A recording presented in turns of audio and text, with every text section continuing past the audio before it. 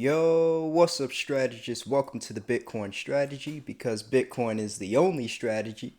In this video, I'll be stating my take on the BIP 177 proposal, what it is, and why I believe it's detrimental to the Bitcoin movement. Let's get into it. Now, what's BIP 177? BIP 177 is a Bitcoin improvement proposal, or BIP, that seeks to rename the smallest unit in Bitcoin, so the base unit, from sats to bitcoins or Satoshis to bitcoins. For those who don't know what a Bitcoin improvement proposal is, you can think of one as a written statement to propose a change on the Bitcoin network, whether it be technical, marketing, or a change of a term like this one. Now let's look deeper into this improvement proposal. Now, an abstract, what this Bitcoin improvement proposal is trying to do is rename the Bitcoin unit, so anything before that decimal place, into the base unit, what normal people currently refer to as Satoshis. So one Bitcoin will now equal one Satoshi, as we can see under this example here.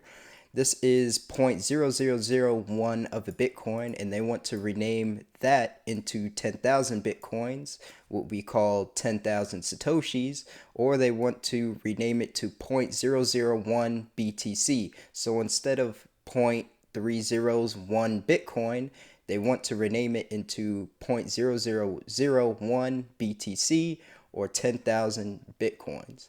Now, they also want to remove the quote-unquote informal terms Satoshi and Sat. They want them removed. And under here, redefinition of the unit. This further defines what they're trying to do here, which historically one Bitcoin equals 100 million base units, or 100 million sats as we call. Under this proposal, one Bitcoin will equal one base unit. So instead of one Satoshi equaling, or instead of one Bitcoin equaling 100 million Satoshis, it's going to equal one Satoshi. Now, what's wrong with BIP 177? The problem with BIP 177 is that it redefines what people have known Bitcoin as for years. That one BTC equals one Bitcoin, that one Bitcoin equals $106,000, and that one BTC also equals $106,000. It makes one Bitcoin equal 100 million Bitcoins, or one BTC equal 100 million Bitcoins. It makes one Bitcoin have a valuation of less than a cent. It's like a tenth of a cent, and it makes one BTC equal $106,000. Using the ticker symbol BTC to describe a full coin and using Bitcoins for the smallest unit doesn't make much sense, as they both mean the same thing. It's like using $100 to describe $1 in USD, which is the ticker symbol for the dollar, to describe anything before the decimal. Now, here's an example conversation between a normie and Jack Dorsey. Now, Jack Dorsey really loves BIP 177, so that's why I'm using him as an example. Now, the normie says, I've heard this Bitcoin thing is a great investment. Jack Dorsey says, yeah, you should go get some. Normie says, how many Bitcoins do you have? Jack Dorsey says 100,000 Bitcoins, and the normie is, of course, shocked because they think Bitcoin is still $106,000. And if you do the quick maths, I think 100,000 Bitcoins is $10 billion. I believe so. Now, changes like this will take forever to adopt, especially because Bitcoin is already widely known as being a cryptocurrency with a $106,000 valuation. But I'm just one guy with one opinion, so let me know if you think otherwise in the comments below.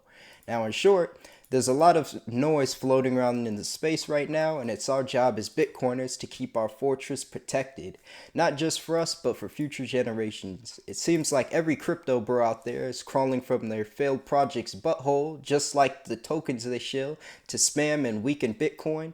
We don't need Bitcoin NFTs, we don't need scammy tokens, we don't need large op returns, and we don't need to redefine Bitcoin's base units.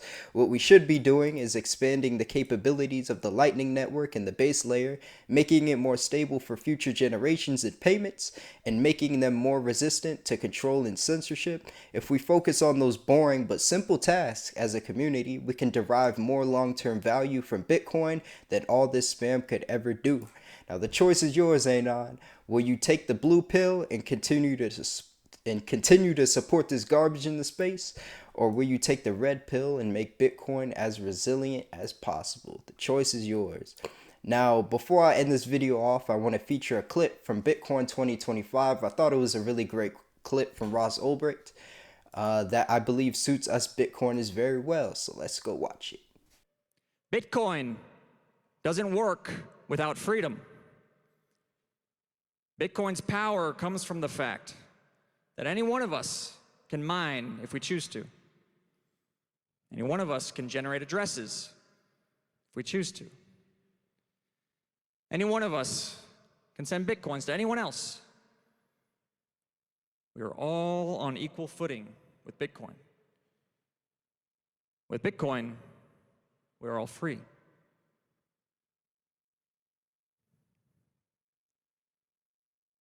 Losing so much of my freedom really helped me understand what it is and why it's so important. There were times when I had lost so much freedom, I couldn't even choose what position to hold my body in because I was cuffed and shackled so tightly. In those moments, I understood that freedom is not a binary switch that is either off or on. Being outside a prison's walls does not automatically mean you are free. And being within them doesn't mean you're not. Because even in those moments, I had choices. I could choose to resist, or I could choose to accept. I could have a peaceful attitude or a belligerent attitude. I could let the people taking my freedom get to me. Or I could find joy deep down inside where they couldn't touch it. As always, the full video will be in the description. Now, if you enjoyed this content, feel free to like, comment, or even subscribe. It's very much appreciated. As always, stay orange pilling, stack sats, and have a great rest of your day.